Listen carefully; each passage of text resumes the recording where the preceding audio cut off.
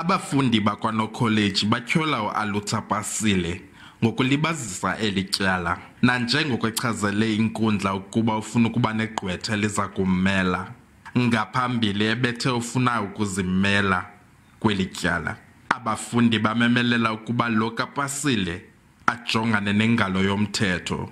We as the students, we are not happy because these whole postponements and delays are really frustrating us, because now, if you remember, I alluded before that in November we're writing exams, so having to go to court during exam time is really frustrating for us.